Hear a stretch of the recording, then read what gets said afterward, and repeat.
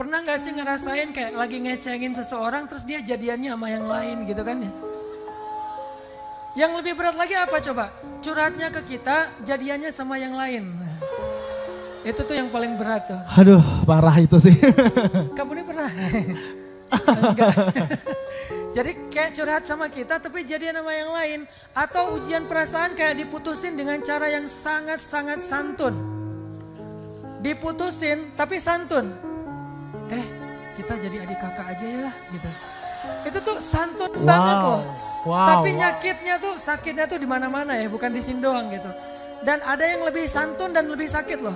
Diputusin dengan cara apa? Dia ngomongnya gini, kita jadi ibu dan anak aja ya. Itu yang paling sakit loh. Dan itu ada ayatnya di Al-Quran, surat curhat. Teman-teman tahu surat curhat? Surat Al-Mujadalah. Kalau kita baca mujadalah artinya curhat. Kalau kita baca mujadilah artinya cewek yang lagi curhat. Perempuan yang lagi curhat.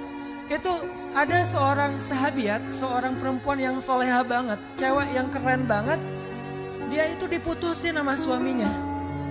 Kan diputusin bahasa fikihnya ditalak ya. Punten ke ayahanda, saya suka mentranslate bahasa fikih ke bahasa anak muda. Jadi talak itu kan sama dengan diputusin. Jadi suaminya itu mutusin dia dengan cara yang paling kejam.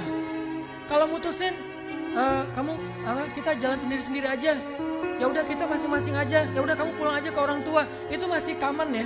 Ini diputusin dengan cara apa? Kamu buat saya udah kayak ibu saya sendiri. Jadi kita tuh jadi ibu dan anak. Bahasa fikihnya zihar. Bahasa fikihnya zihar. Tapi bahasa kitanya diputusin dengan cara santun. Tapi itu kejam banget loh. Lebih kejam daripada kita adik kakaan aja ya. Itu lebih kejam lagi tuh. Ini artinya penyebab galau anak muda itu salah satunya masalah perasaan. Termasuk nanti ekspresinya apa? Ekspresinya bisa unfollow. Ekspresinya apa lagi? Delcon. Kontaknya di delete tapi nomornya dihafal. Jadi masih bisa telepon gitu. Ekspresi yang lainnya apa? Kayak di blog gitu kan. Pernah di blog? Yang pernah di blog angkat tangan dulu nih. Wah, Masya Allah. Yang pernah ngeblok angkat tangan dulu. Wah, lebih rame.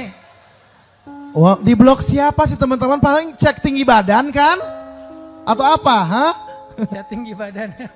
Saya tuh paling sebel ya. Kalau lagi posting tiba-tiba ada yang kayak iklan gitu kan. Tinggi badan Anda kurang. Ini nyindir atau komen ya sebetulnya. Dan yang lebih sebel lagi tuh kalau dia jualan pemutih. Saya habis posting gitu kan. Anda ingin wajah Anda lebih cerah? Maksud lo wajah saya terlalu doff ya? Jadi kayak lagi jualan atau lagi nyindir sih sebetulnya. Ini sebel banget. Mau di blok.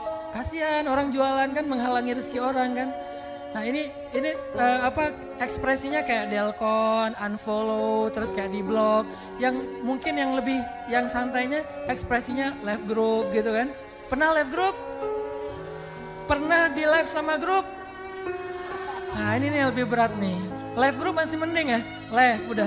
Di live group, grupnya sepi. Tapi tiba-tiba mereka bikin grup baru di sebelah gitu. Terus kita doang ya nggak diundang. Nah ini yang paling kejam. Saya pernah korban di live sama grup. Jadi kayak pulang umroh gitu bikin grup namanya grup soleh. Gara-gara ada yang baper mereka akhirnya bikin grup satu lagi namanya soleh 2. Terus kita doang nggak diundang, yang lain semua ada, kita doang yang nggak ada. Ini namanya ekspresi kebaperan. Jadi baper atau galau itu kayak masalah yang cukup serius, walaupun mungkin nggak seperti di Jepang lah, kita doain karena anak muda Indonesia itu tangguh-tangguh Kak Buni. Mentalnya tuh kuat, tapi kalau baper manusiawi. Baper tuh manusiawi, galau manusiawi. Nabi pernah baper nggak? Pernah. Baper itu ada dua ya, ada baper yang positif, ada baper yang negatif. Kalau baper negatif tuh kayak tersinggungan, gampang bete, terus gampang kayak sakit hati sama orang gitu kan. Kalau baper yang positif, baper fisabilillah. Gimana baper fisabilillah? Baper ketika tilawah Al-Quran. La uqsimu biyaumil qiyamah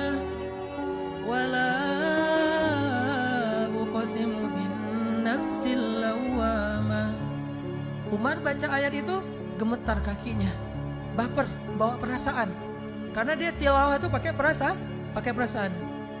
Ayahsabul insanu allan najma'a 'idhamah bala qadirina 'ala an nusawwiya banana bal yuridul insanu liyafjura amamah yas'alu ayyana yaumul qiyamah. Begitu baca ayat berikutnya, fa idza bariqal basar wa khasafal qamar wa jumi'a asy-syamsu wal qamar yaqulul insanu yawma idzin ainal mafar. Manusia pada hari itu bertanya, kemana tempat berlari? Kalla la wazar, enggak ada tempat berlari. Langsung Umar tersungkur, tersujud, nangis sepanjang malam, gak bisa ngelanjutin ayat. Ini namanya baper yang ibadah. Jadi gak semua baper itu negatif. Ada orang yang bawa perasaannya pas tilawah Al-Quran. Saya pernah tuh, suatu hari Kak Buni, teman-teman lagi nyetir sama teman saya namanya Pak Hidayat. Kenal Kak Buni pasti. Ini orang soleh banget. Dia supir angkot, tapi dia soleh banget. Pernah di Arab Saudi jadi TKI, makanya dari itu dia ngerti Arab gitu, ngerti bahasa Arab. Pas saya lagi nyetir bareng sama dia yang nyetir, bukan saya yang nyetir sih, dia yang nyetir gitu ya. Terus karena kita di tol gitu, boring, nggak ngapa-ngapain, dia bilang, Ustadz tilawah dong biar saya dengerin gitu. Ya udah saya tilawah. Tabarakalladzi biyadihil mulk wa huwa ala kulli syai'in qadir. Saya baru baca 2 ayat, dia sambil nyetir, itu udah terisak-isak nangis loh. Ini nih namanya baper. Bapernya Allah suka banget. Bahkan orang yang baper, yang dalam makna positif, itu termasuk satu di antara 7 golongan yang dapat naungan Allah di padang mahsyar. Yauma la dhilla illa dhilluh. Hari ketika tidak ada naungan kecuali naungan Allah. Siapa? Orang yang mengingat Allah dalam kesendirian, lalu berlinanglah air matanya karena takut kepada Allah. Ini namanya orang yang zikir tapi baper.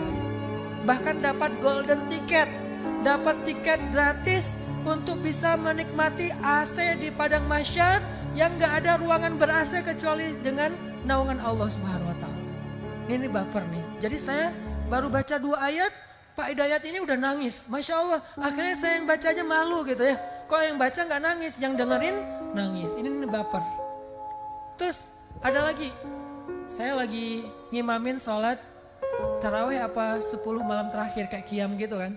Biasa kita di Pemuda Hijrah Bandung tuh, ayahanda dan teman-teman, kita 10 malam terakhir itu bikin itikaf anak muda di masjid markasnya Pemuda Hijrah. Karena emang Pemuda Hijrah ini ayahanda udah 4 tahun kita bentuk. Dakwah kita itu bukan bikin pesantren teman-teman. Karena saya sadar saya bukan seorang kiai, saya juga bukan seorang habib, saya juga bukan seorang ulama besar. Jadi saya merasa kayak belum layak lah bikin pesantren. Kita nggak bikin pesantren. Lagi pula kalau mau mengedukasi anak muda se-Indonesia yang jumlahnya lebih banyak daripada 100 juta. Karena kan Indonesia 2020 itu bakal jadi bonus demografi ya. Dengan 60% lebih penduduknya adalah anak muda. Berarti kalau penduduk Indonesia itu ada 200-an juta, lebih dari 100 juta Indonesia itu adalah anak muda. Gak mungkin saya bikin pesantren, santrinya 100 juta. Gak mungkin. Kenapa? Gak ada pesantren 100 juta santrinya. Yang paling banyak juga di beberapa daerah kayak 10.000, 20.000. Kenapa? Karena emang pesantren ini tempat kaderisasi ulama. Tapi untuk masyarakat umum kayaknya butuh sesuatu yang lain selain pesantren. Pesantren itu udah keren banget. Tapi dia adalah kaderisasi ulama.